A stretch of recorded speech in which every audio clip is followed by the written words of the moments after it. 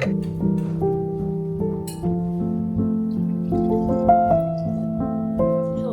it is Friday at 5:26 p.m. and we're going to feed my sourdough starter. We're gonna go through the entire sourdough process in this video with my whole recipe. I can't decide if I'm gonna do add-ins or not. Sometimes I get too lazy, but like I love a good cheese bread, so we'll see. So I feed my starter in a 1 to 5 to 5 ratio. That means 1 part starter, 5 parts water, 5 parts flour. I used to do 1 to 1 to 1, but I just find that this makes my bread a bit fluffier. So jar on food scale, tear your food scale so it's at 0. I'm gonna start by doing 35 grams of starter. This is sourdough discard. I keep it in the fridge 24/7. I know a lot of people like feed their starter every day. I don't do that. I feed it when I want to use it. So like this has been in the fridge for a couple weeks, not being fed, whatever. And when I feed it, it'll become active again. So you don't have to actually keep feeding your starter every single day. You can just keep it in the fridge, and then when you want to use it, pull it out.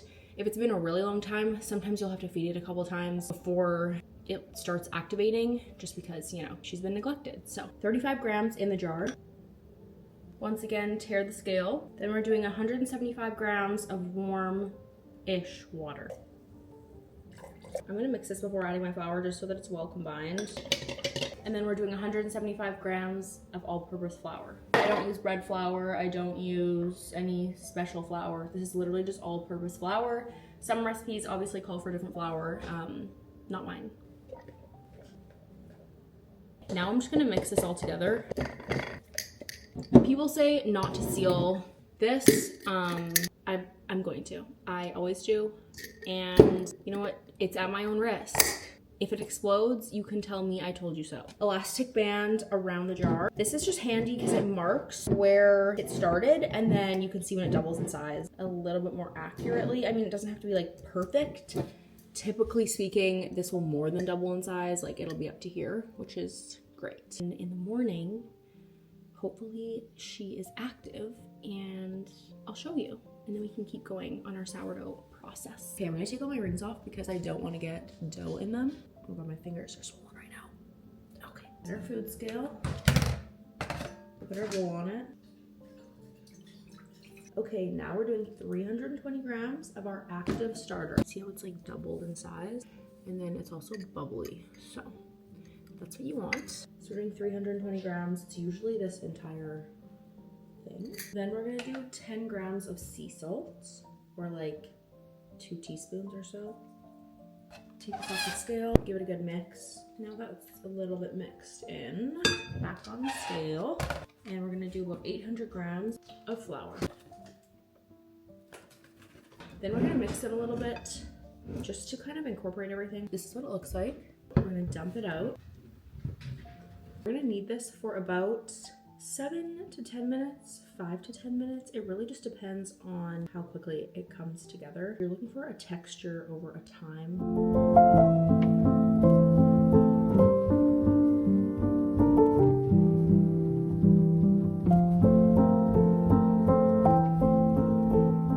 Okay, you know when it's ready, when you can hold it up in a thin layer and you can see light coming through it, but it's not ripping. I don't know if you'll be able to tell. I'm gonna put it in a little bowl. I'm gonna take the bowl. I'm just gonna plop her back in the bowl.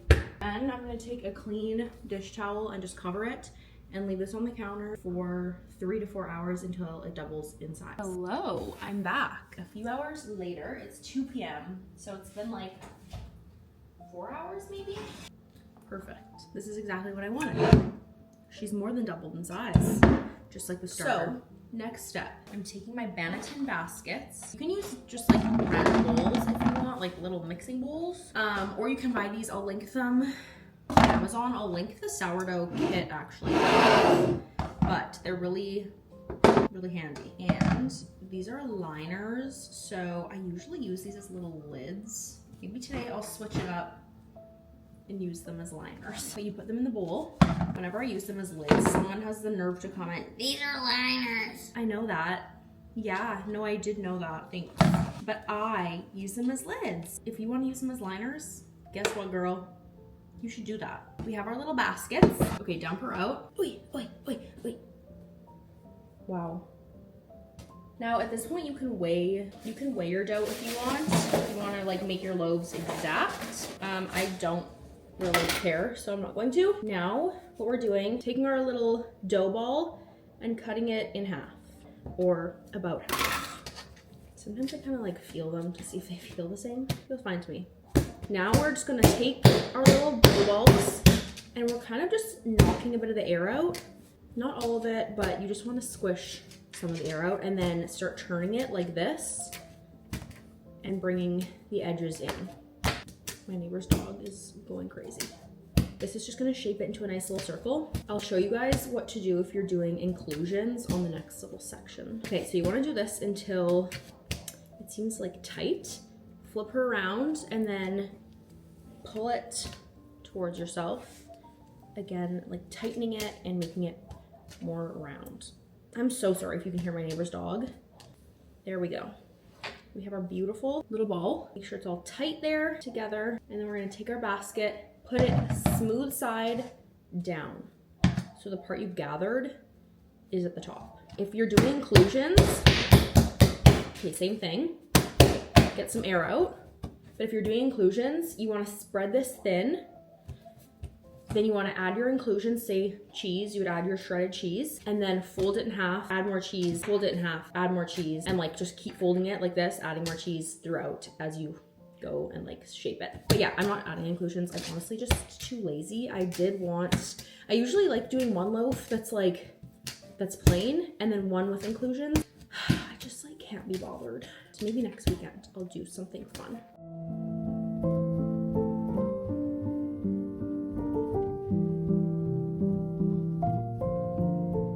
I just covered them with a tea towel. Again, if you're using the liner as the cover, then you would just put that on top of the bowl. Okay, so typically speaking, I would do this in the evening and then I would put them in the fridge overnight and then in the morning I'd bake them. They usually are in the fridge for like 8 or so hours. It's 2 p.m. I'm not sure if I want them in the fridge until tomorrow morning, so I might bake them this evening. Regardless, I'm going to put them, I'll obviously let you guys know when I bake them, but I'm gonna put them in the fridge. Again, typically they'd be in the fridge for about 8 hours or just overnight. I will let you guys know what I end up doing. These are going in the fridge until further notice. Good morning. I feel awful today. I'm gonna explain what I'm gonna do and then I'm just gonna like show you guys in a little montage. I'm gonna take them out of the baskets, flip them like this so that the top is the bottom, and then I'm going to score them, and then I'm going to put them into my Dutch ovens, bake for 25 minutes with the lid on at 445 degrees, pull the lid off after 25 minutes, and bake for another 25. Also want to note, and I already said this, but I usually cold ferment for like 8 hours or so. So these are a little bit different. Like this is looking huge and this one's quite a bit bigger as well. So we'll see how these turn out. I did read online a little bit about like a 24-hour cold ferment and people say it actually made their bread way better. So hoping that applies to my loaves because I would hate for all that hard work to go to dense bread. Although like they're huge, so I'm thinking they're gonna be really nice and holy.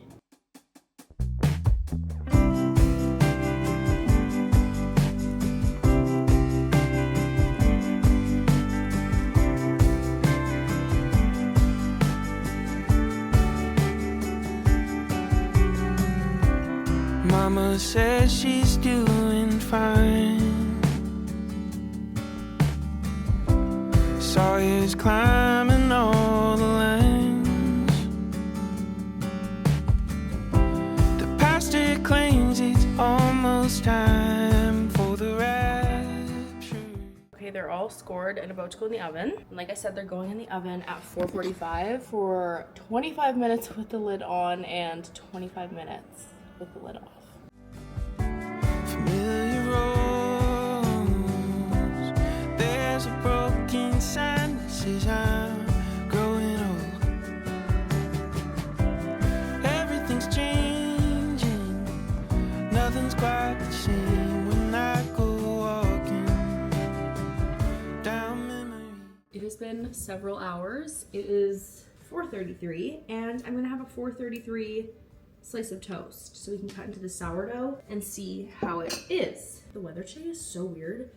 It started off with some sun and now it's absolutely coming down. Anyway, these are our loaves. So nice.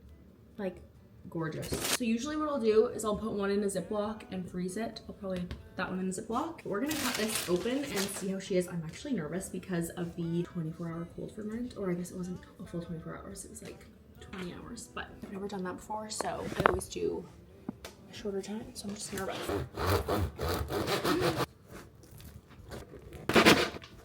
The grand reveal. Oh, she's fine. Okay. Pretty. It's really soft. Okay, it's really nice though. Like, it's really fluffy and bouncy. I just like when my loaf has a little bit more, has a better crumb, but that looks pretty good. Our toast is done. I love toast with butter and jam, or just butter, like a salted butter. You're kidding. I'm gonna do butter and jam. This is a blueberry lavender honey jam that my friend made for me.